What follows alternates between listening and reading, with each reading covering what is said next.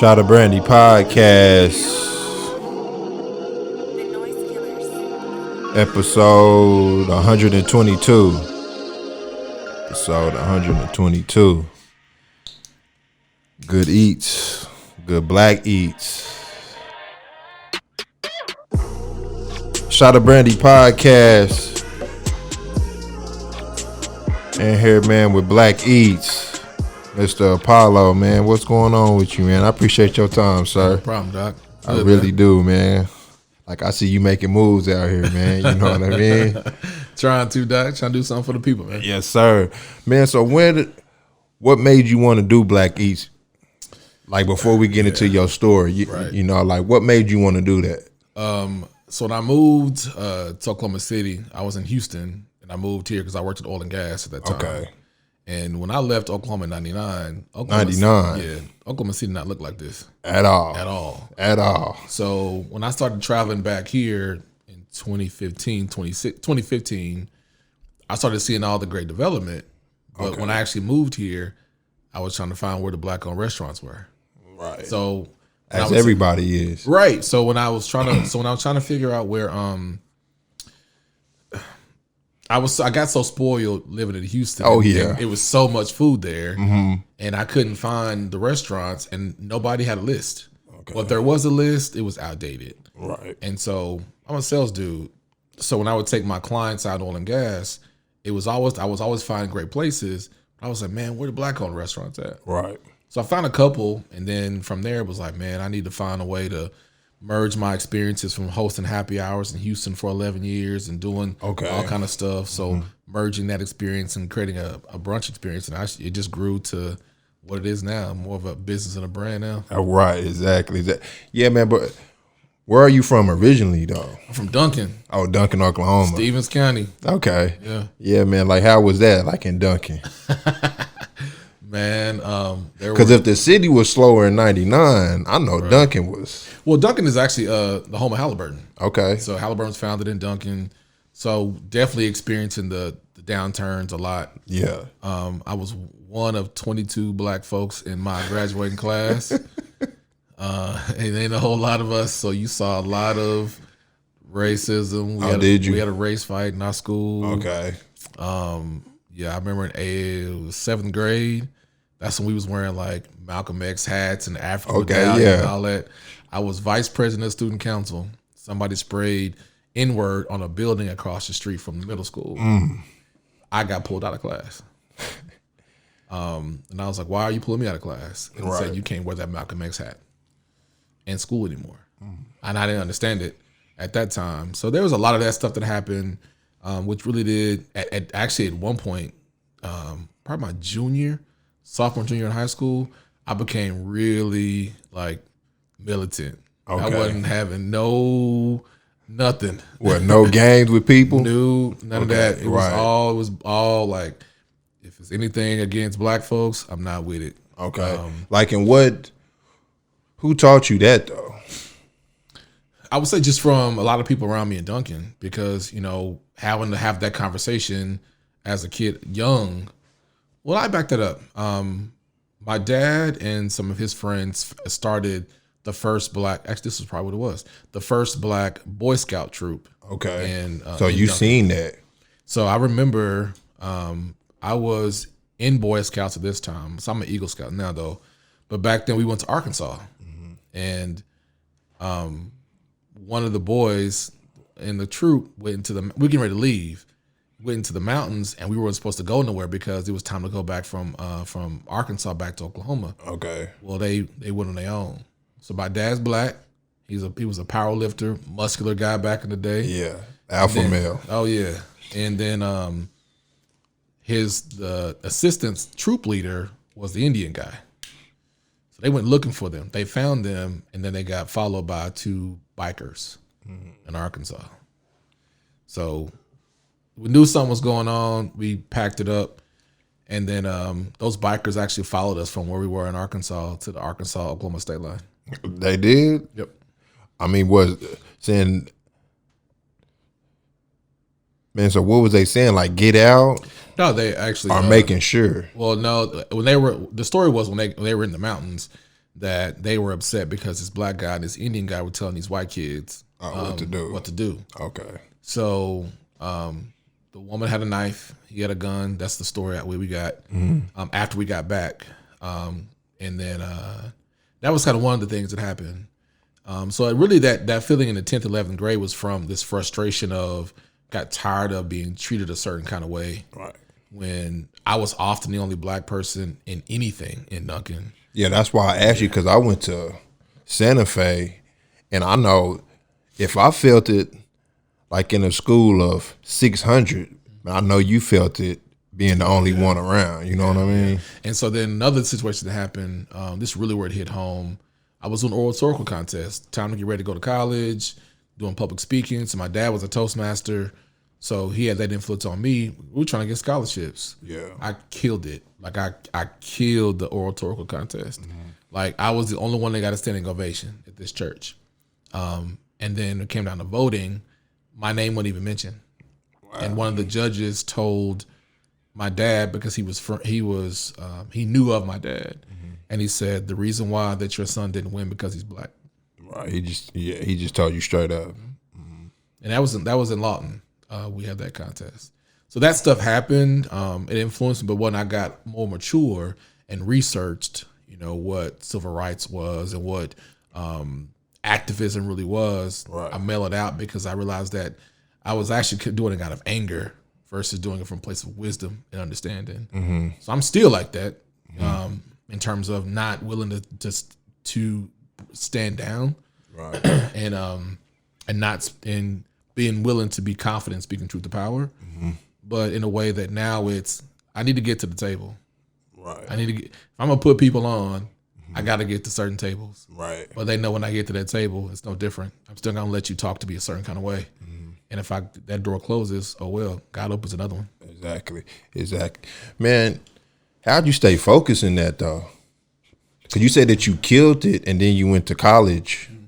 How'd you stay focused in that environment? I mean, it takes willpower, right? Honestly, man, I can't say that I was really focused. I think part of my story is I carry a lot of anger from that. I mentioned my dad quite a bit. Right. But my dad and I had a toxic relationship. Okay. And we don't have a relationship at all now. Okay. So it really took me, getting married, going through counseling for myself to understand why Apollo operated the way he did. So I did about 7 years of counseling consistently to figure out me. Right.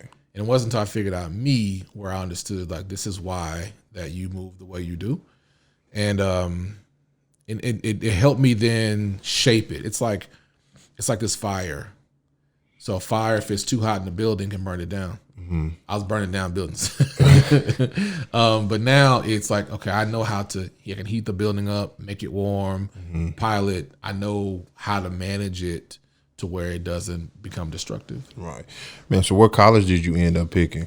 So I started out going to University of Tulsa. Okay, Tulsa. Yeah, I went to Tulsa because I was like, man, I'm not going to OU. All my friends were going to OU and OSU. I was supposed to go to Morehouse. Didn't go. Okay. My mom cried because she didn't want me to go. My parents were just recently divorced at that time. She was like, don't go. And I was like, Okay, so do you regret it now, though? I don't. Okay. I don't regret anything. Cool, then. I don't regret anything because it's part of my story. Okay, where I am now. But I wish I would have went to an all-black college, though. Just for the experience. I went to grad school. So this would be, so when I left TU after my sophomore year. Yeah, but Tulsa back then, still kind of 2,200 people. Okay. Enrolled. 3% black. Right. Of that's 3% black. Half of them were athletes.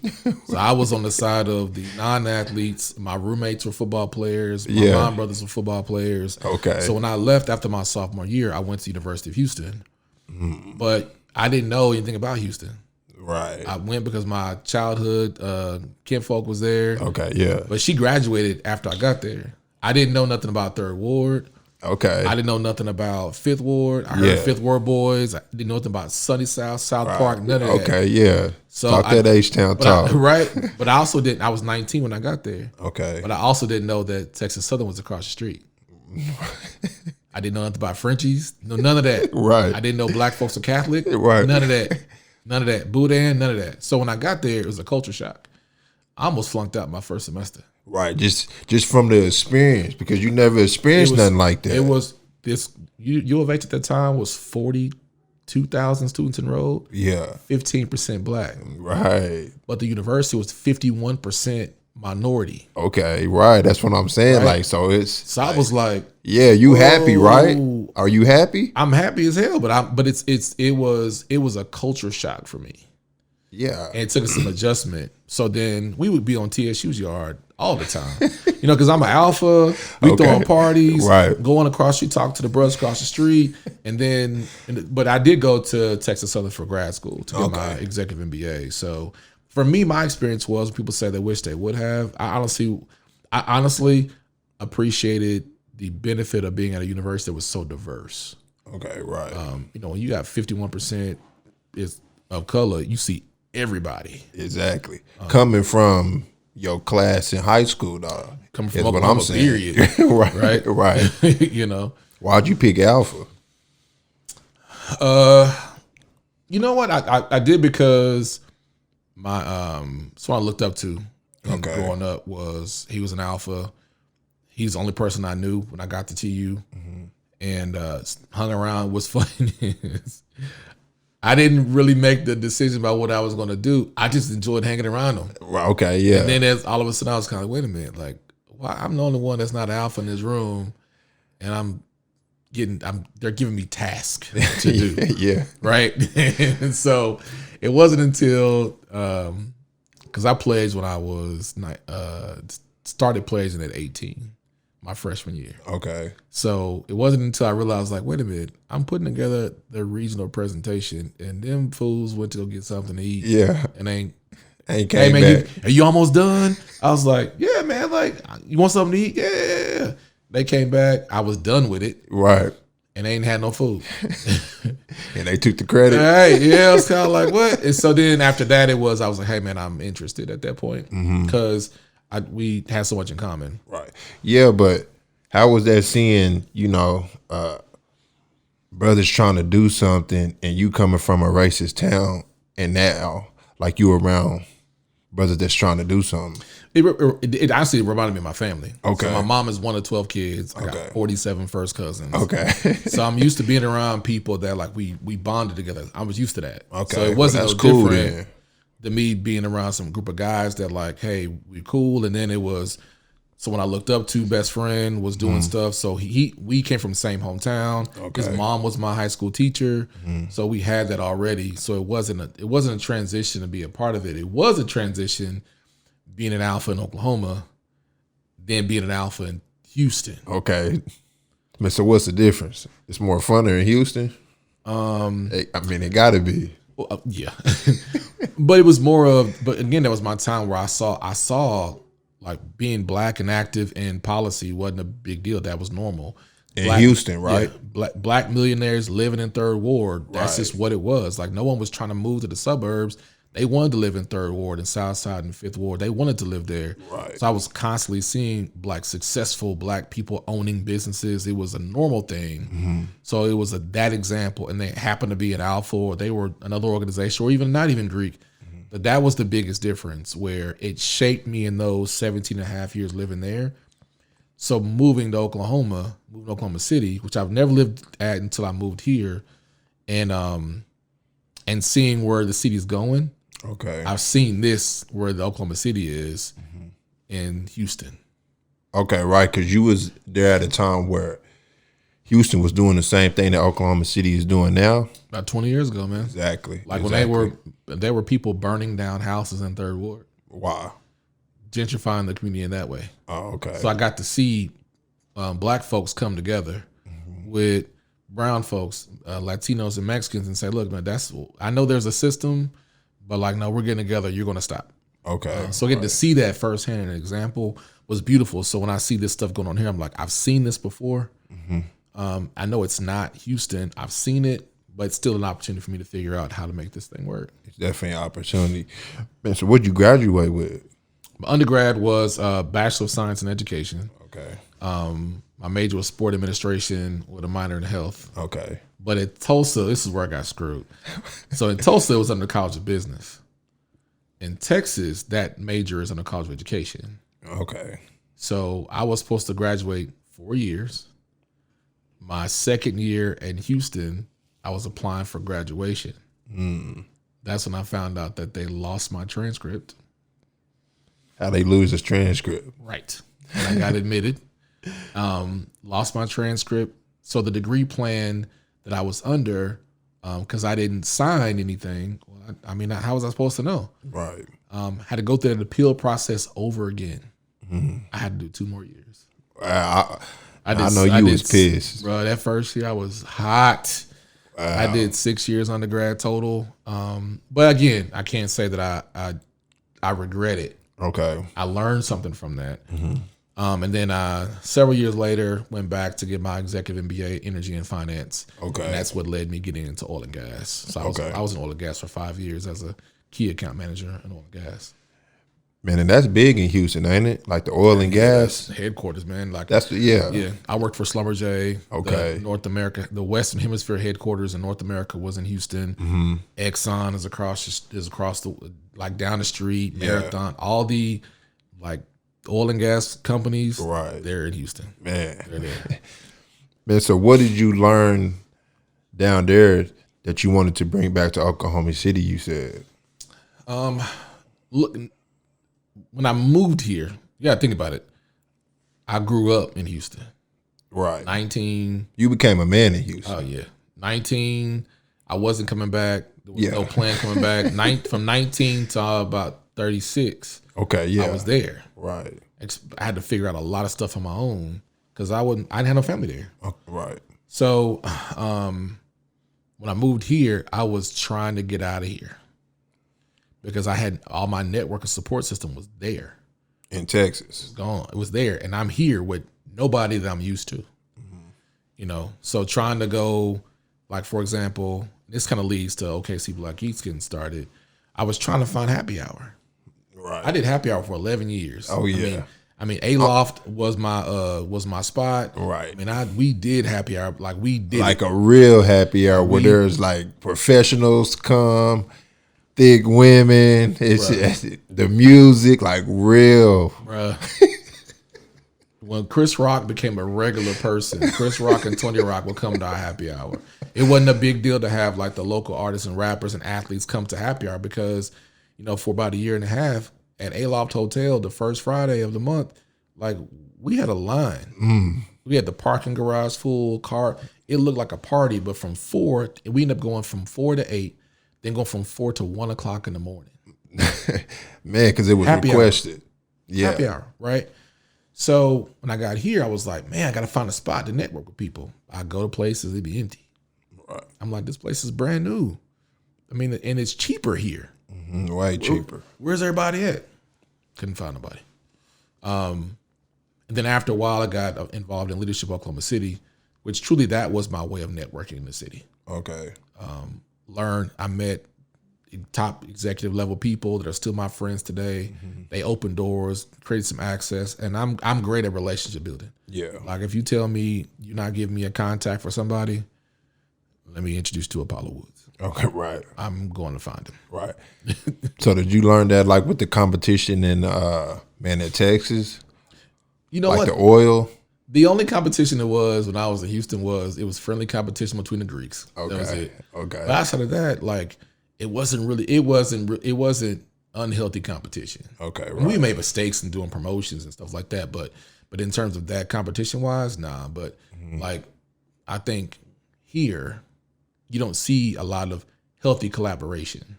Right. And healthy doesn't mean it's perfect, but you don't see healthy collaboration, so people easily get offended if you're not doing it with them. Right, exactly. If you don't do it with them or you don't ask them, I'm like, but it ain't a lot of us, so you could have asked me too.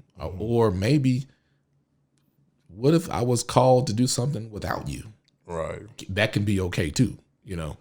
Exactly. So that's when I've noticed that here it's competition in Oklahoma City. Okay, and you noticed that what? Quick or what? Quick. Exactly. Because when I lived in Duncan, I would always hear stuff about Oklahoma City.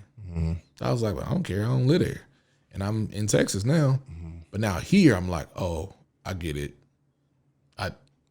I get it. I remember I've only been called an Uncle Tom 3 times in my life. Wow. 2 have been here. I mean, why though? And what year was it? First time was when I moved here. When I first moved, 2016. Wow. Yeah. Because again, I was in leadership stuff. I'm trying to get in some spots. Exactly. Because I had things I wanted to do while I was here. Because the goal was my first 3 years here, I was going to do a transfer to either back to Houston or Johannesburg, South Africa. Okay. Wow. I was on the plane. Nice. Yeah. Hey, we got offices there. I'm out. Right. So we were out, hanging out. There was some girls, homies I knew. We were at Sidecar. We went from Sidecar to Broadway 10 and then back to Sidecar. It's conversation. So I'm used to, if we in a group, pick up a drink. Yeah. If it's 10 of us in a group, everyone picked up a round, everybody's going to be happy. Right. So I picked up a round. I mean, the drink was cheap.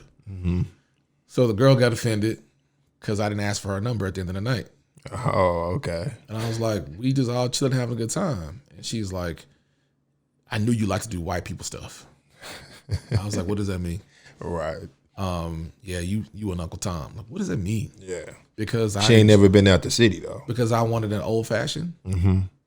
Because I wanted to have my whiskey with a rock in it. Right. Like, have a good time though. Yeah. So that was that. And then it was, one not too long ago, but whatever. That stuff, honestly, it doesn't bother me because of what it showed me that people, it's not that we don't want to do well, just I don't think enough examples of like what really healthy collaboration and success. And sometimes some battles with each other are, I remember we had a friendly battle with the Omegas as Stephen at Sam Houston. So Alpha's at U of H, AWU, Q's at Sam Houston, also AWU chapter as well. So it's a friendly competition. Right. It was like I don't hate you, but we got the same chapter name. Right. We gonna represent the best, and that's just kind of it was just friendly, right? No hard feelings. But here people take it really personal. Yeah. But you got to realize you stepped out the city and seen what the world had to offer. Most people haven't traveled and they haven't seen anything different where they can say, okay, this can be done like this. You know what I mean? They're so stuck in their ways that they don't even see it for themselves. Right. And it took me probably up until last year to really understand that I'm getting caught up into the energy behind that. Right. And if I'm going to show people that there's another way that doesn't have to be the quote unquote Oklahoma way, just do it. Right. You'll find people here that want something different that are not being catered to. So just do it. And it wasn't until probably, I would say truthfully, MLK Day. Okay. I've had some stuff that I've done, but MLK Day showed me that, all right, this happy hour that I'm good at. Yeah. Yeah. So we're at the parlor. Parlor's been open about 3 or 4 months. And then after the MLK parade, we had over 200 people for happy hour. Okay, man. The bar did well. And so where'd you promote though? It was all on Facebook. Okay, yeah. I'm good at social media ads. Okay. And so for me, this sounds bad. I don't care about people who know me. I don't care about people who are in my network. Right. Because I know from experience, I gotta find people who don't know what I do. Right. Because the people who know are gonna show up. I need those folks who typically don't go out, who want to find a drink, who want to be in a different vibe, that think there's no options. Let me get you to show up. Now we got a good blend here. Exactly. Yeah, we had a good time. So that was my all right, yeah. This is. So they came straight to the parade, to the happy hour? Nice. Some came from the parade. Some didn't even go to the parade. Right. Okay. They just came out. They just came out. Yeah. You have a DJ, or was you playing music? Yeah. DJ Chappelle, DJ. Okay. What I love about him, man, like we talk about playlists. That's what I understand. That's what I know. Okay. Yeah. I don't let no DJ I deal with, like, you don't get freedom Okay. And I learned that from one of the DJs, my best friend down in Houston. He was a drum major. He is a musical encyclopedia. Mm-hmm. I learned from him about flows and stuff. Okay. So we talk about strategy. Like, hey, look, if I don't give you, we got to understand, if I don't give you that, there's no do what you want. Right. Like, I want this flow. Because you know what type of vibe you want, like the night to be, like the happy hour to be. Happy hour is not a club. Right. Exactly. It's exactly. like, I'm gonna give you that vibe where you think you go into the club, it's gonna be there, and I'll pull it all the way back. It's like waves. Right. I want you to get that wave. Right. You get that because I want that person over there that got their suit on, or they after work attire on. They feeling it. They got a good drink in their hand. Yeah. They kind of want to dance, but they looking too good. Right. All right, take it right back. Right. Exactly. Don't get it too ratchet on me. Yeah. Yeah. You know what I mean? Yeah. So I knew how that works, and so we had some good vibe from that. Planning more for this year. A lot of stuff for the summer. Expanding on Black Eats initiatives. Man, that's doing nice. a whole lot more things, man. I say this, man. There's so much talent. There's so much possibility here. We just have to understand that if you only stick with people that you know, you're not going to evolve. Right. You got to go collaborate with other people that know more than you. Right. Like even this, like your setup. Bro, I've been wanting to do a podcast forever. Okay. I have mics. I got some stuff, but I haven't spent enough time with people that are doing it. We're in a way like, all right, this is how your setup can be. Right. Because there's a lot of stuff. But I have access to a studio now. But you got to give it other people. Yeah. You really have to. I'll definitely help you with that, man. You know what I mean? But what made you want to start the Black Eats, though? Like, man, it was. When did you start it? I started. It was 2016 is kind of when I was playing around with doing brunch stuff. Okay. 2017, I took it serious. And 2016, going into 2017, took it serious because I started to realize that there was more than 12 Black-owned restaurants here. Right. And then my sales hat was like, I need to find more Black-owned restaurants. Okay. So every Saturday for 7 months, I would go to the gym. I would take my dogs to the dog park. Mm-hmm. I'd get in my car. I would drive. So I couldn't find them in local publications or online. Yeah. And people claim they had directories, but it was outdated. I'm like, look, I'm a sales guy. Like, that's not real. And then I found out after doing that, there were actually 38 Black-owned restaurants at that time. Okay. So are you writing it down? Oh yeah. Okay, yeah, you writing this stuff down. Like when you go, you get okay. I got a file set up for that. Right. And so then from there, kept doing it. And the more I talked to the restaurants, I understood that there was more they needed. Mm-hmm. So they were being neglected, or they just didn't. There was some stuff they just didn't know. So I no longer buy into the vibe of that all black restaurants have bad service. Okay, right. I don't really buy into that anymore because I understand from working with them. Mm-hmm. Now there are some that are just foolish. Yeah. And I don't fool with them. Mm-hmm. But there's only a handful of those, less than a handful. Mm-hmm. But I understand differently now. So now it's let me bring you customers because I know how to do this well. Let me bring you attention. So the goal was two things. One was to be a platform for visibility for those Black restaurants and chefs. Right. And the other piece is to keep the dollar in our Black community. Okay. Though that's the two things that we care about at OKC Black Eats is letting people know that you exist and making sure that people spend money in our community. Exactly. Man, so what would you coming across like those Saturdays? Like what type of food would you coming across? Man, it depends on the restaurant. So the one thing I would do is I would tell them like, hey, in the brunch scene, you need to have eggs. Well, some places didn't serve eggs. Okay. Like you got to have eggs. Yeah. You need to have some type of breakfast kind of food. So are you talking to the owners like that? Oh, yeah. Yeah. And are they getting offended or are they liking that you coming in like that? I think the first time, yeah. Because they thought that breakfast and brunch were the same. They're not. Okay. At all. I thought it was like a mixture. It's a mixture in terms of food, but think about it. Happy hour is centered around people and cocktails. Mm-hmm. Brunch is centered around people and food. Okay. So you're kind of blending those experiences, but with brunch, you're creating an experience around food. You want people to have a great time and vibe up, and you throw in some stuff in there too. Right. So initially, some were resistant, but then after 6 months into it, they would see like, I think he can bring people, But I did something different though. I also built trust. I would go to the restaurant. I would eat.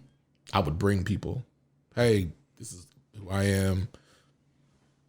I'm working on this concept, and they would see he wants something. He want to do something, but he's actually bringing me people that never would have come over here. Right. Okay. You know, and then it was, are we going to do it? And then now it's like, you know, now there's no negotiation in it. Right. This is the menu that you need.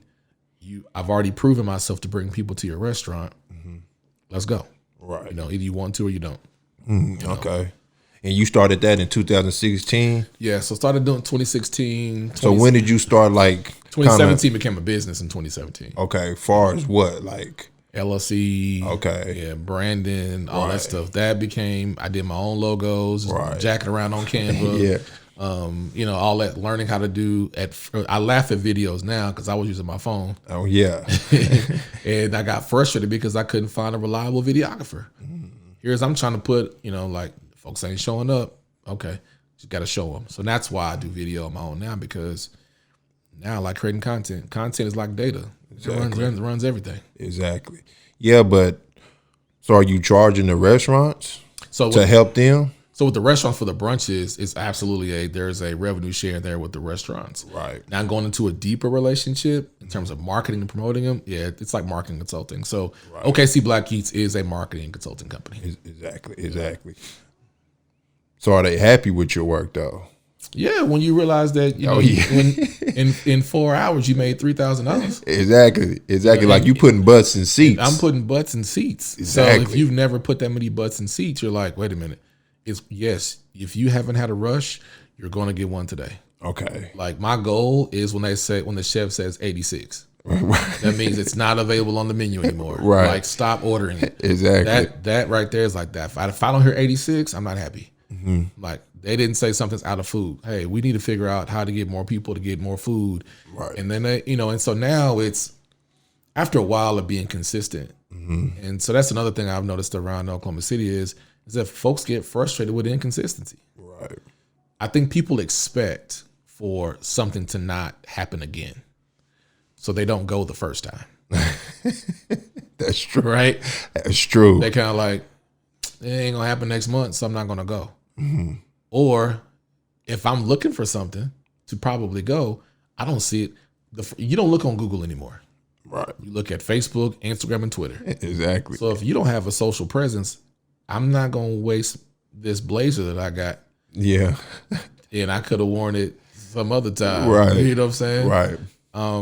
And so you go to the restaurant and say, hey, let's throw an event together. Let's throw a brunch together. Yeah. So for a year and a half, I would go and say, hey, I want to go to a different restaurant, host a brunch. I did that up until May of last year. Okay. And then I stopped because I was getting tired. I wanted to do something different.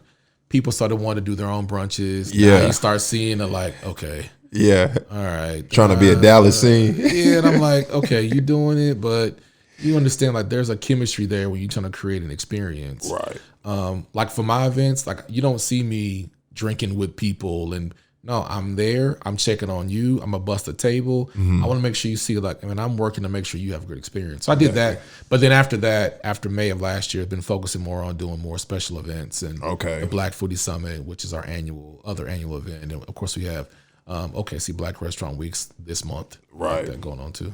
Man, so how was that this year? Like it seemed like this is your biggest year already. Man,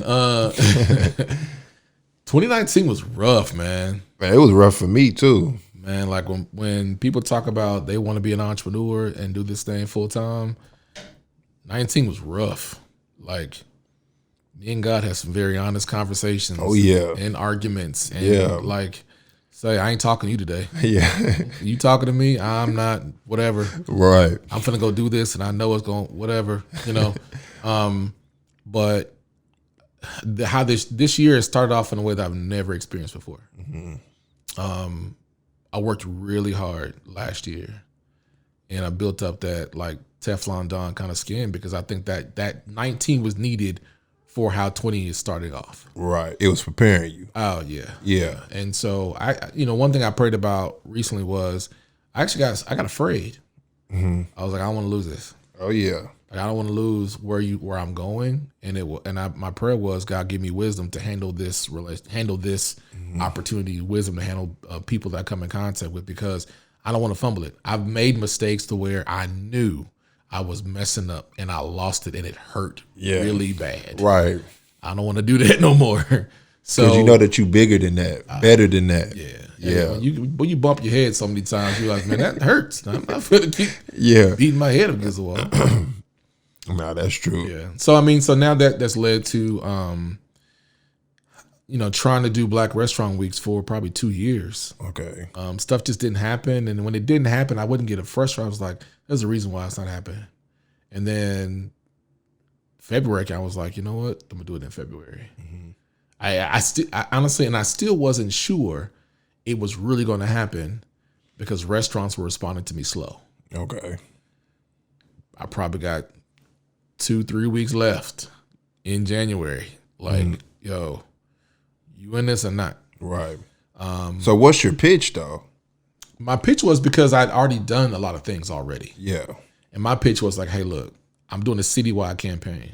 All I want you to do is say, yeah, there's a small fee involved. But I think the advantage that I had was because I'm also a commissioner on the Convention and Visitors Bureau of Oklahoma City. And I had their support. So when we call it the CVB, so when the CVB is saying, hey, Apollo, we'll do a digital marketing campaign for this event in a 300-mile radius of Oklahoma City, and do the video and do some promotion for you. Right. And I'm only going to charge, and they're like, you charge whatever you want. And I didn't charge. They're not even paying $200 as a fee for $5,000 worth of marketing services. Right. And getting customers on top of that. And getting customers and getting mentions in magazines. Right. And we have the cover of the Gazette. Right. All the things they would have to pay for, my relationships make them not have to pay for it. Right. So it's a no-brainer for the one. When we invited 30 of the 52, 20 was the real number that we got 20. And so it's just, people knowing and going. Yeah, exactly. Because a guy just left. Like we had a meeting and he was saying that he wanted to start a podcast, but he was saying that he didn't even know about all those restaurants and that was in the Gazette. Yeah. I was like, and that's the thing. And that's what I love about it, because I went from when I got here, couldn't find nobody. And now I get DMs and text messages. Here's what's crazy. I felt that there was going to be support from folks outside the Black community. I felt like there would be, just because how I network. But I didn't realize it was going to be like this. Okay. I didn't realize that people from all different parts of the community were going to say, like, I want to go support Black restaurants. Right. Oh, they love that soul food. But don't get it twisted. But it's even more than soul food, though. Right. I mean, just all type of seasonings and all that, For them to be like, man, I didn't know that. Even Black folks, I didn't know that this juice company was Black owned. In Class and Curve, yeah, that's Black owned too. I didn't know that. Yeah, that's Black owned too. So you see this response kind of like, man, we do have a lot of Black owned restaurants here. Right. And then when I see people outside of our community respond, it's like, I understand differently of why it's important for the Black community to be proud that place is Black owned. So it's not about it being making it a race issue. It's a being proud of our Blackness, that's Black owned. So I'm going because that chef is Black. I'm going because that restaurant's Black owned. I'm going because of that, because we don't have enough of those. Right. Man, so what's been the pushback on that? Because you named it Black Eats, and that alone kind of like, every time I get close to doing like a large event, somebody will always say, isn't this racist? If it was OKC White Eats, it'd be all over the news and there'd be a protest. I've had people in corporations that work for employers that provide services for restaurants make some racist, bigoted comments. I've had that. I think the difference that was even with the Black Foodie Summit, but with OKC Black Eats, it's been different because now there's no other citywide restaurant week celebration in the state of Oklahoma. Right. And the only one that is celebrating Black restaurants. So I've been on Channel 5, Channel 4, presence on Fox 45, Gazette, Yeah. Metro. So like you ain't getting around, Right. not knowing that this is happening. So you got those like idiots popping up their heads and saying stuff, and it does. I mean, it's about like maybe 1-2%, but I reason why I post those responses because I want people to see this is what our restaurants experience, but they can't say nothing. Right. Because if they speak up against it, they might lose a lot of customers. Oh yeah, because they'll just go straight to the reviews and say whatever about them, and black folks, yada yada yada. But I'm not a restaurateur, right. so I'm gonna tell you, hey, this is what they experience. So I need our community to get behind them, Right. and I need people that if these are your friends, I need you to check them, right? Because I see racism and bigotry as the boogeyman. The boogeyman ain't real. I'm not scared of the boogeyman. Exactly. So we bring those issues to the forefront, and it's been good conversations. It's still happening, but I'm just trying to focus on the fact that we got a ton of support, and it's been going well. How does that feel though, man? From going from not knowing where the places is to all over the news, being that guy who points out where the places are. And you representing us well because you know how to articulate yourself. You know what, man? Like I think what I'm happy about is when I get stories of people saying, you know, me and my husband went on a date night. Yeah, okay. And we went to a black-owned restaurant, and we had a great time. Right. Hey, I found a place I can go to eat, and I have these dietary restrictions, or I have an autoimmune disease, and I found a place I can go to because of you. Right. Okay. So when I hear those stories, I'm like, okay, it's like our mission says, it's bigger than food. That's the stuff that makes me happy. And to know that, man, it's helping break down those stigmas that all black chefs do is cook soul food. Right. You know, you got Oakland Soul Cafe on Southeast 15th. It's not a soul food restaurant, although it says Oakland Soul Cafe. But Chef Zaris makes some bomb ass enchiladas on the South Side. Right. You know, and it's one of those things. So I see these responses from folks like, man, I had this stigma in my head about the restaurant. But even more importantly, I'll even take my friends. When I first started, no one would have lunch with me, a lunch meeting on the East Side. Yeah. Let's go to Midtown. Meet me at Camps. Meet me over here. But we right here. Right. And then that led to now, Apollo, take me where you go. Yeah. Show me where you're going. And then we show me something new. Exactly. Yeah. So now we sit down, and I promise you it happens every time. They're like, I feel bad because I had a different idea of what this was going to be like. Right. And I'm like, see, I said, it's not that black folks don't want folks outside of our community participating. We want you to come and appreciate the culture that we bring to the table. Right. Like we not all this belligerent stuff that you see in the news being painted.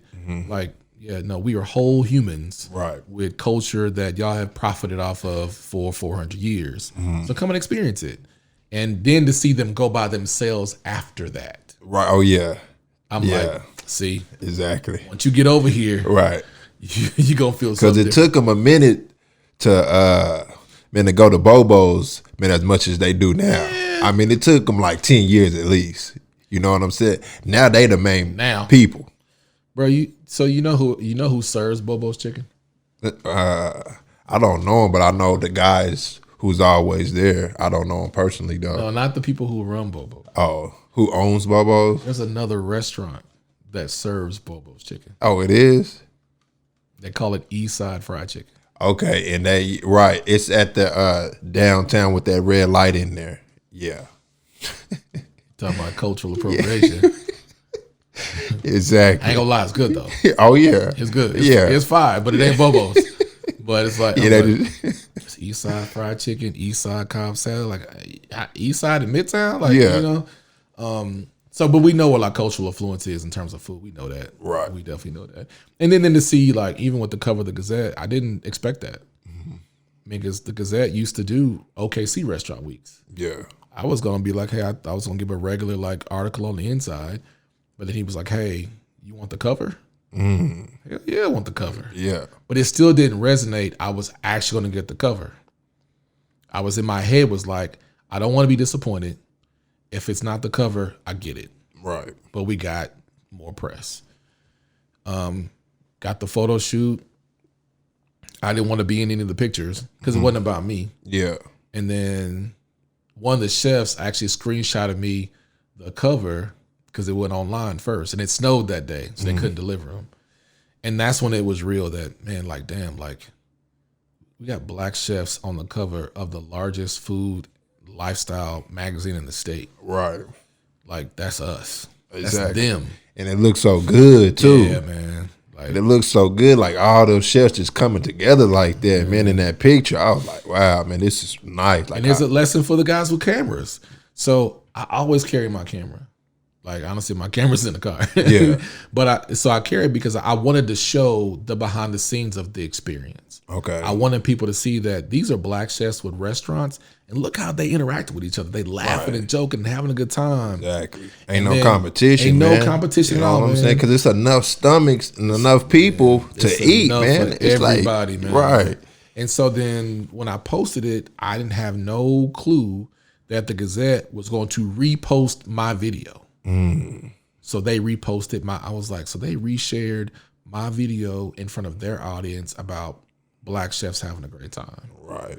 And then here's what's crazy. So the next day they actually delivered the newspapers.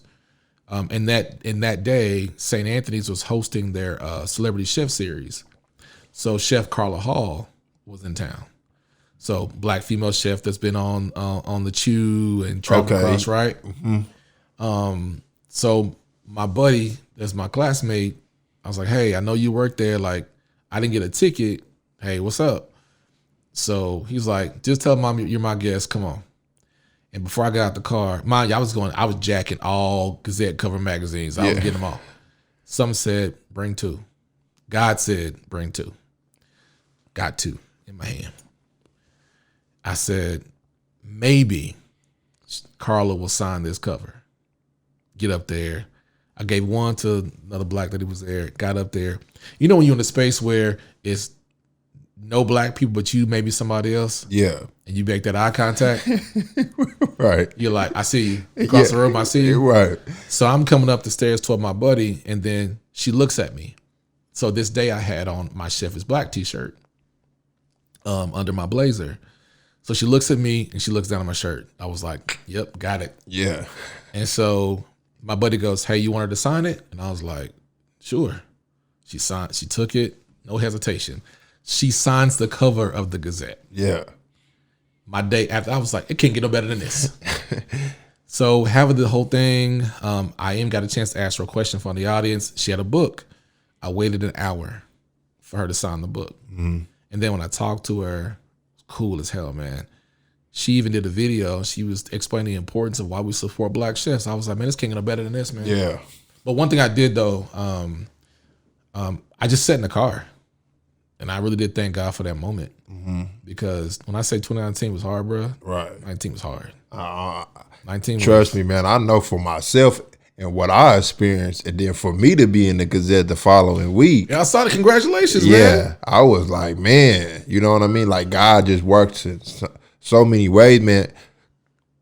Because there was nights, man, I was crying to myself, like, where's my life going? You know what I'm saying? Because I'm in these other states, man, I don't know nobody and stuff. It was like, man, it was tough for me. Oh, you know yeah, man. Like, there were times it was a challenge for my mental health. And I used to serve on the Mental Health Association board. Man. So like, I'm the one advocating for suicide training, and I'm doing all this stuff. And I'm sitting there like, man, like, look, God, I'm gonna burn this sage, open up these windows. I'm saging my dogs. Like, you come over and blow this in your face. Come on over here. Yeah. I'm doing it all. And then it's like how the year has started. It's like, this ain't nothing but God affirming that I wanted you to come back to Oklahoma to do this thing, to experience all of these things, frustrations or not, because there's something else that got you to do. And even then, when people ask me what's next, I can't tell them. Exactly. I don't know. Exactly. Because my plan, what I wanted to do, had nothing to do with OKC Black Eats. It had nothing to do with a developers conference or the Black Leadership Network. Nothing had nothing to do with any of those. But I'm here in Oklahoma City 4 years later, doing something he has called me to do. Right. Which is, I'm very protective about that, and some folks don't understand it. And I'm like, no, that's a no. Right. Like, oh, you got to protect your energy at all times. Oh yeah. I mean, because like if people can see what your work did and what your work did for others, they'll look at you and like a come up. What? You know what I'm saying? So you gotta protect your energy. Like, no. And what's crazy about that, man, is like, I hate to say this, bro, but it comes from us. Oh yeah. And I don't get like, I'm gonna say this out loud because I've said it to my friends. You know, I've got no black media support from OKC Black Restaurant Weeks. Mm-hmm. No radio. Right. No magazine. Mm-hmm. You're the first black podcast. Yeah. Like zero. Everything else has been voluntarily coming from mainstream or white media. Right. Voluntarily. Mm-hmm. And I'm like, I'm reaching out to y'all. I'm sending press releases. I'm doing a hell of a lot more to get you, to convince you to call me back, and no call back. Right. Zero. But, and you're doing it in a professional way too. But I hear, you know, you're out there parading. Look at our people on the front cover. But you know, I don't deal with you. Yeah. Because of things that happened. Right. And you've been blatantly disrespectful toward the effort that we're making, but you bragging about it, but you won't say my name. Right. That's fine. I don't need the validation, but just know that everybody and everybody know that who it is. Because my photo and pictures on the inside of the thing. Like, you know? Right. Yeah. Nah, man.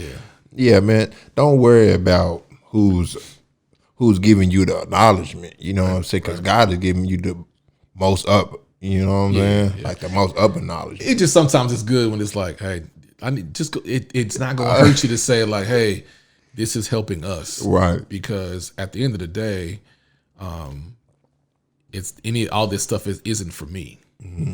That's what I'm saying. Like you're giving them your platform. It's for other folks. I'm gonna get mine. Yeah, but I need more black men in board positions. I need black women in higher CEO positions. I need, you know, youth feeling comfortable that you don't have to go to college to be successful. You can go to trade school, be comfortable with that. I need black general contractors getting on these bids for maps for. I need that. Right. And that work is stuff that's done when people aren't watching. Right. Exactly. You know, that's how that stuff happens. That's what matters to me most. I'm about to be 41 years old.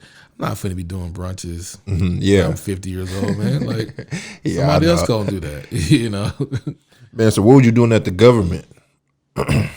At the governor's, what is that y'all was at?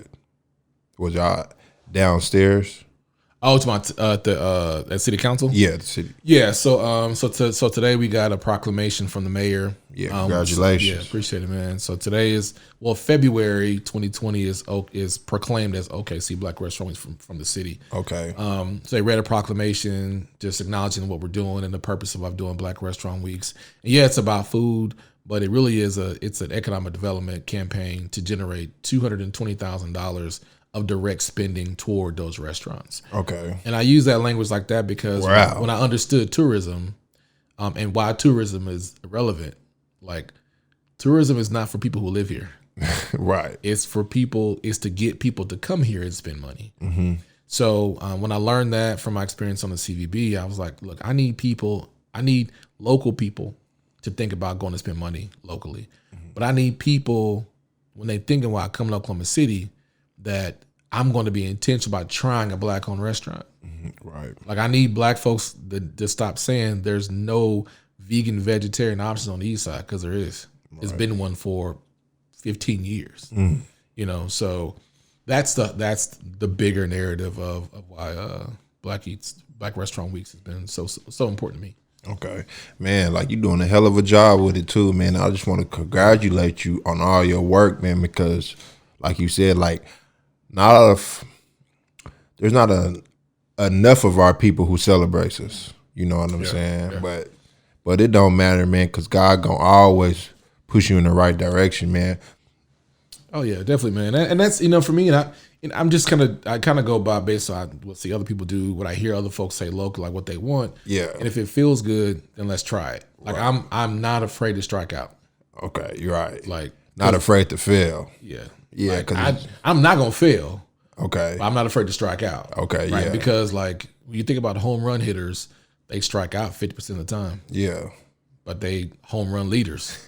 Right. Like if you ain't try to hit it out the park and sometime hit that infield hit. That's true. I never looked at it like that. I'm trying to hit it out the park. Yeah. Barry Bonds is the juice man. Right. But in terms of hitting home runs. Right.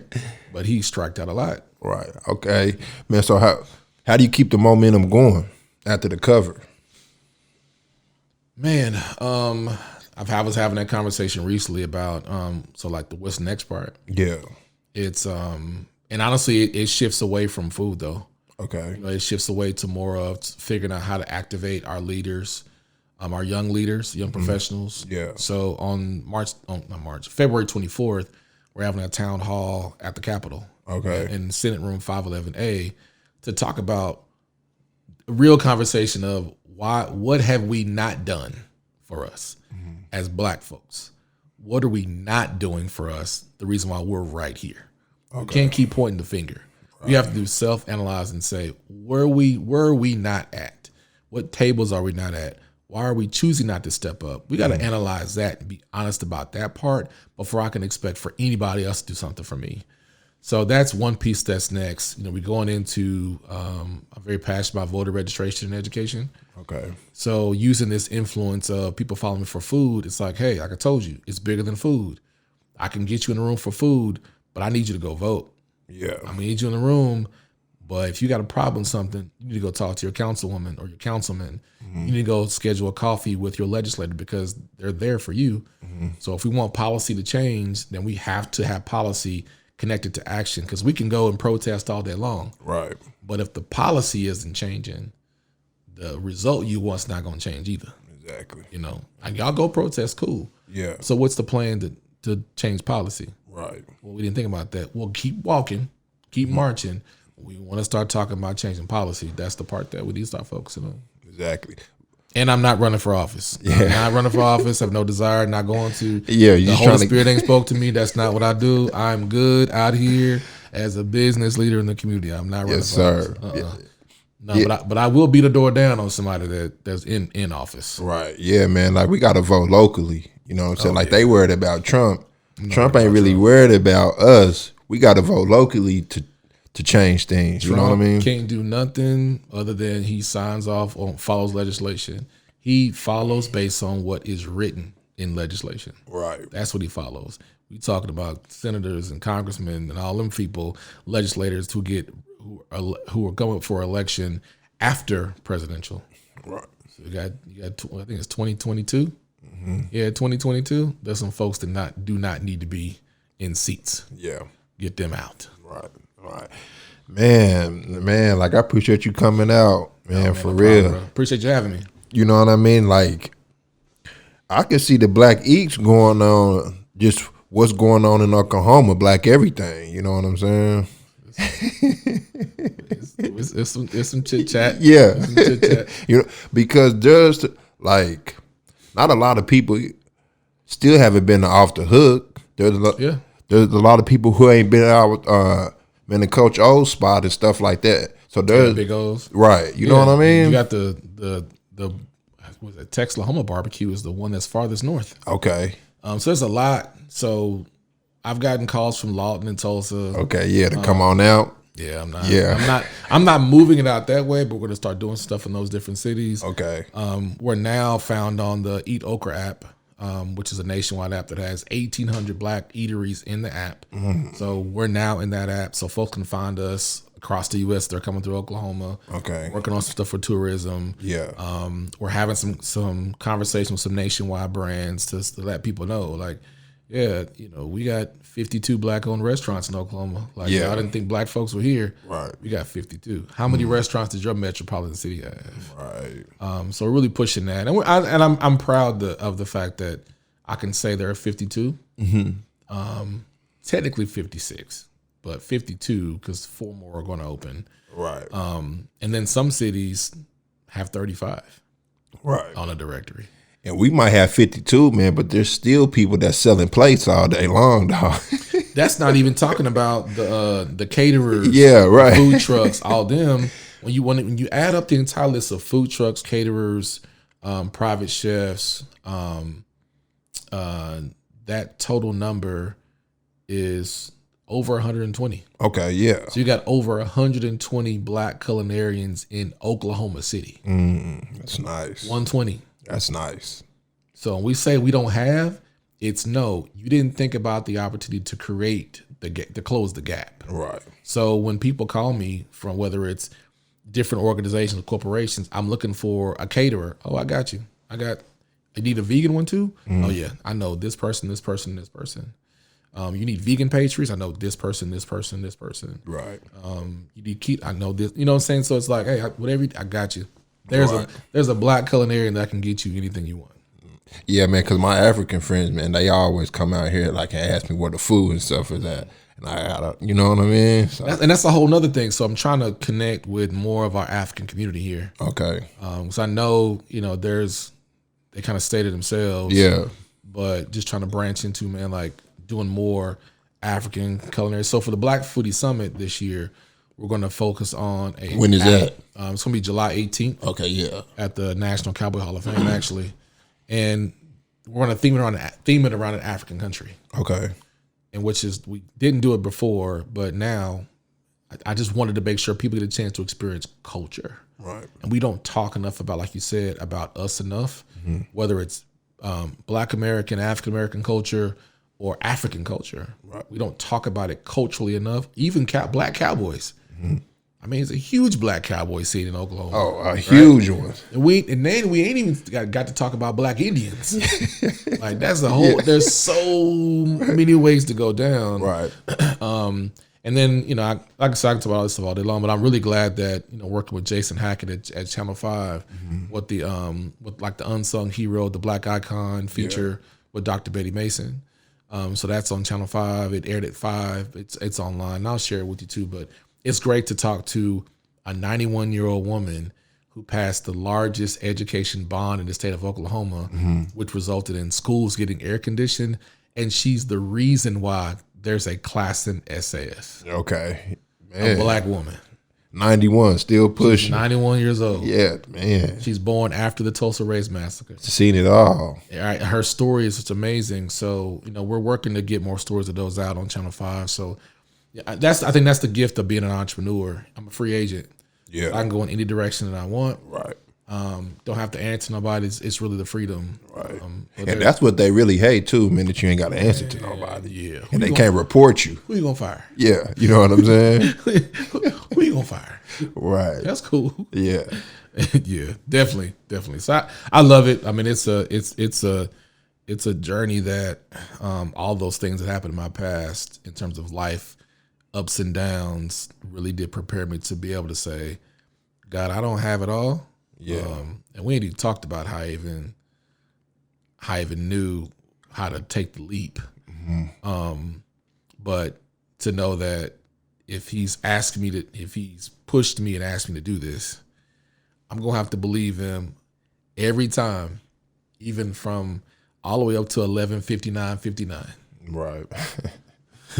Right. Clock strike 12 is over. But up until that point, I gotta believe that he's still gonna do it. And that was what 2019 was. It was like, okay, you said you believe me. But wait till 11:59:59. Yeah. You still believe me?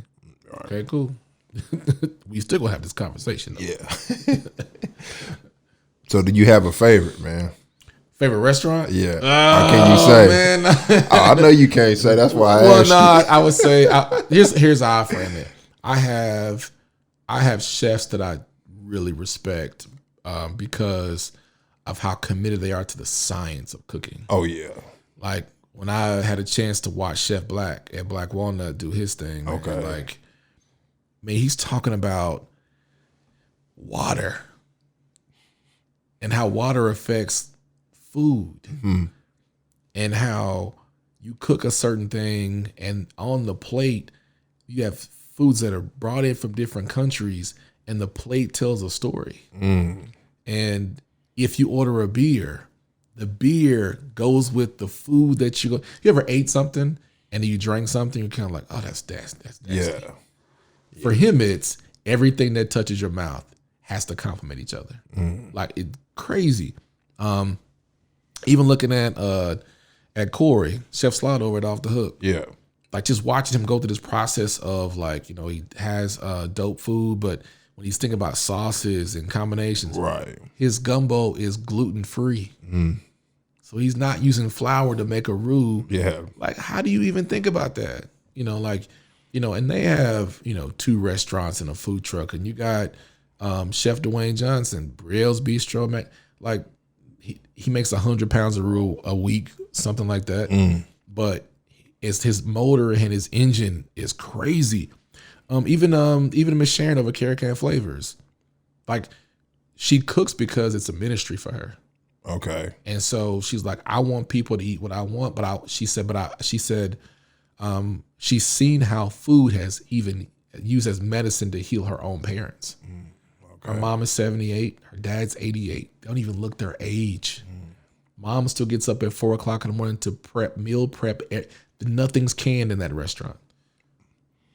So for me, telling the stories about restaurants is like, look, y'all, we ain't just talking about that food. If you understand what all is in what they did, you'd be like, man, that's why that food tastes so good. Exactly. You'll appreciate it more. Oh yeah. So I mean, those are type of chefs that I believe that we have, and I still will put my money up against anybody in this city, against any of our black chefs, and I guarantee you it'll be a run for the money, and I expect us to win. Yeah. Okay.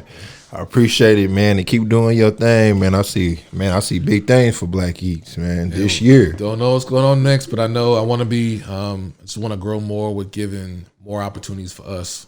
That's what's important to me. Yeah. I need Oklahoma City and Oklahoma to know there's so much dope black talent in this city, and it's time to stop like playing second fiddle, get on those front lines and be visible, because there are too many opportunities. And I can't be everywhere, but I know some other folks who want them, put them in a seat. Exactly. That's what I want to see, put more of us in seats. Exactly. Thank you for coming out, man. Yeah, I appreciate you, man. Shout out to Brandy Podcast, man. That's episode 122, man, with Apollo, man, at OKC Black Eats. Was that .com? Oh, yeah, OKCBlackEats.com on all social media, Facebook, Twitter, Instagram. Okay. Go holla at them. Appreciate that, man. Appreciate you, Doc.